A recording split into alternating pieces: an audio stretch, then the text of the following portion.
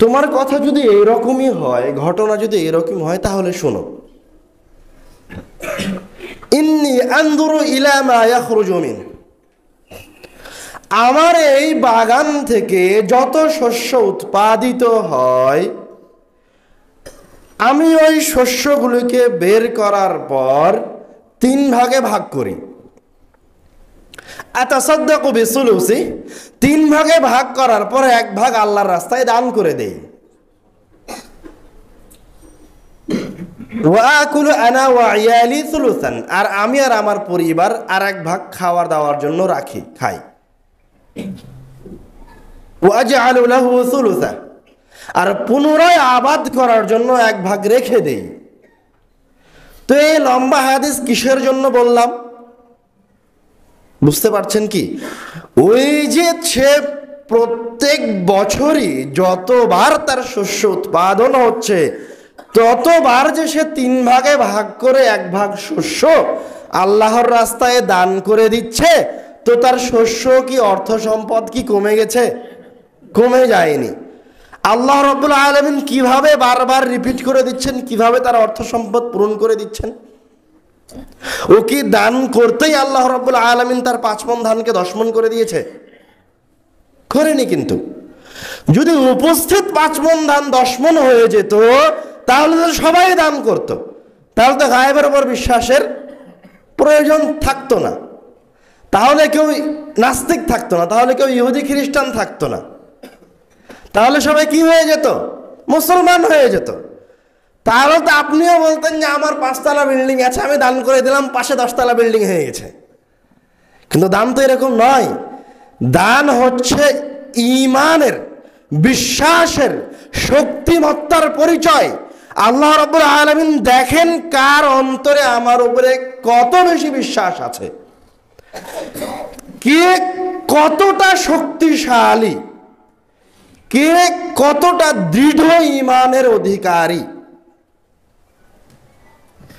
ওসমান রাদিয়াল্লাহু তাআলা আনহু, আবু বকর রাদিয়াল্লাহু তাআলা আনহু, ওমর রাদিয়াল্লাহু তাআলা আনহুর দানের ঘটনা বর্ণিত হয়েছে তাবুকের যুদ্ধে। আবু বকর রাদিয়াল্লাহু তাআলা আনহু তার সব সম্পদ দান করে দিলেন। তো পরের দিন থেকে কি আবু বকর রাদিয়াল্লাহু তাআলা আনহু ভিক্ষা করে খান? ওমর রাদিয়াল্লাহু তাআলা আনহু তার অর্ধেক সম্পদ দান করে দিলেন। তো পরের দিন কি তিনি রাস্তা রাস্তা ঝুলি নিয়ে ঘোরেন? ওসমান রাদিয়াল্লাহু তাআলা আনহু হাজার হাজার উটের, হাজার হাজার মানুষের খাবারের ব্যবস্থা করে দিলেন। তো তার অর্থ সম্পদ কি শেষ হয়ে গেল? আবু বকর রাদিয়াল্লাহু তাআলা আনহু তার সব অর্থ সম্পদ দান করে দিলেন। আল্লাহ রাব্বুল আলামিন তাকে মুহাম্মদ সাল্লাল্লাহু আলাইহি ওয়াসাল্লামের পরে মুসলমানদের অভিভাবক হিসেবে নিযুক্ত করলেন। ওমর রাদিয়াল্লাহু তাআলা আনহু তার অর্ধেক সম্পদ দান করে দিয়েছেন। আল্লাহ রাব্বুল আলামিন তাকে আমাদের মুহাম্মদ সাল্লাল্লাহু আলাইহি ওয়াসাল্লামের পরে দ্বিতীয় অভিভাবক, দ্বিতীয় খলিফা হিসেবে নিযুক্ত করেছেন। ওসমান রাদিয়াল্লাহু তাআলা আনহুকে তৃতীয় খলিফা হিসেবে নিযুক্ত করেছেন। ওরা একটা দৃঢ় চিত্তে বিশ্বাস করতেন। ওদের ঈমান এত শক্তিশালী ছিল, এত মজবুত ছিল যে ওরা দান করার সময় দেখতে পেত যে আমার দানটা ফিরে আসছে। ওরা দান করার সময় দেখতে পেত যে আল্লাহ রাব্বুল আলামিন আমার দানটাকে আল্লাহ রাব্বুল আলামিন গ্রহণ করলেন। এটা তারা দেখতে পেত।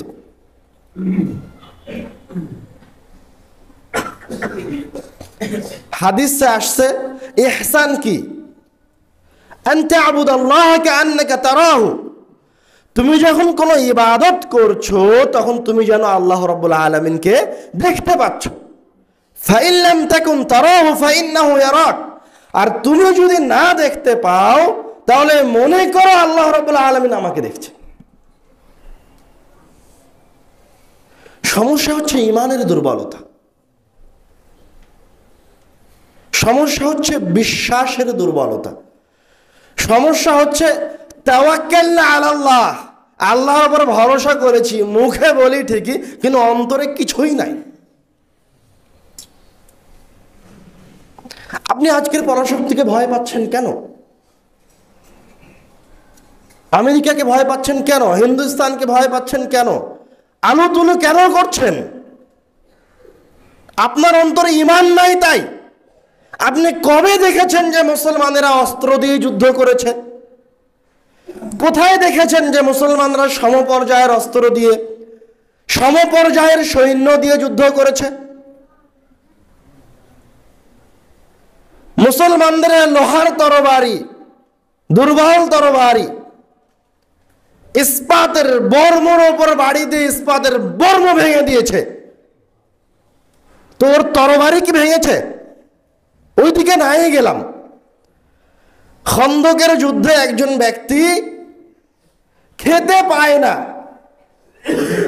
ওর 3 বেলার খাবারের ব্যবস্থা নাই।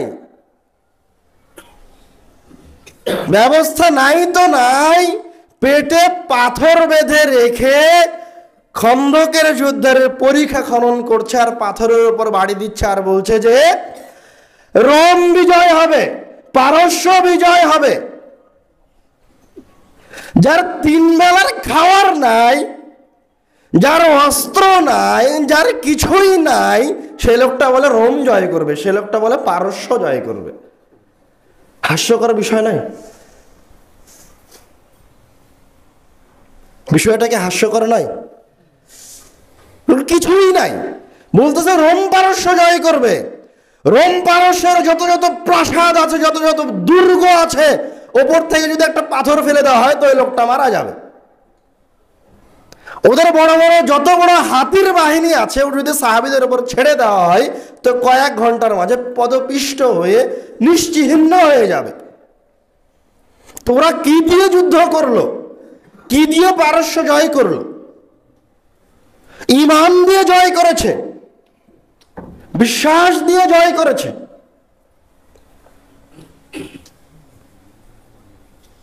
তাদের কাছে তাদের সবচেয়ে বড় অস্ত্র ছিল যখন তারা কোরআন তেলাওয়াত করেছে, যখন তারা কোরআনুল কারীমকে তাদের অস্ত্র মনে করেছে।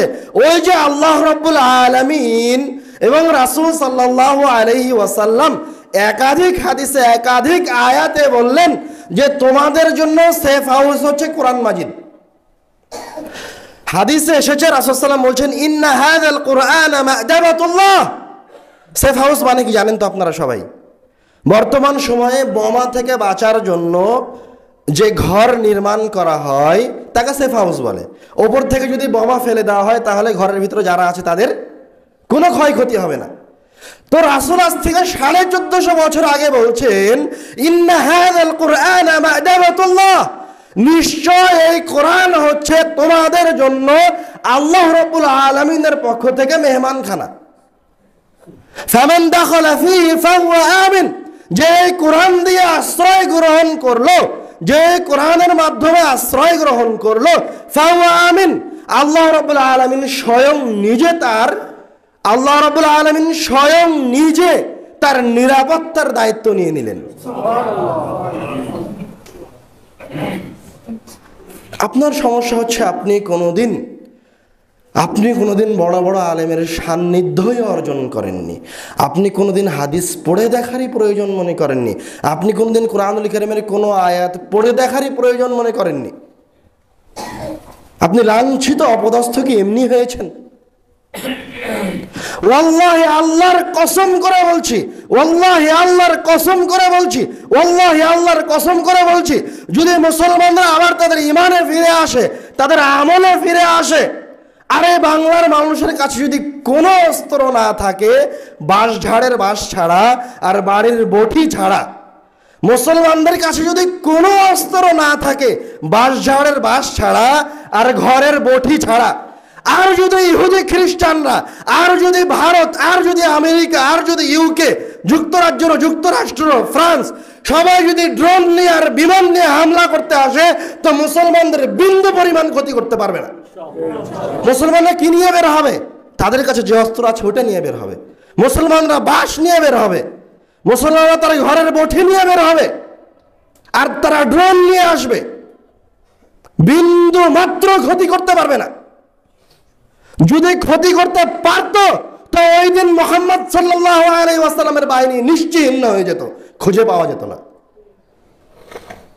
যদি ক্ষতি করতে পারত তাহলে ওমর রাদিয়াল্লাহু তাআলা আনহুর যুগ আস্তে আস্তে 50 বছরের মাঝে মুসলমানরা অর্ধ পৃথিবীর শাসন গ্রহণ করতে পারত না। সমস্যা কোথাও নাই, কোথাও সমস্যা নাই, সমস্যা এক জায়গায়, শিক্ষার দিক থেকে আমরা পিছিয়ে আছি। সব অশিক্ষিত, মূর্খ, কেউ এটাই জানে না যে সূরা ফাতিহা কয়টা কাজ করতে পারে, জানে না।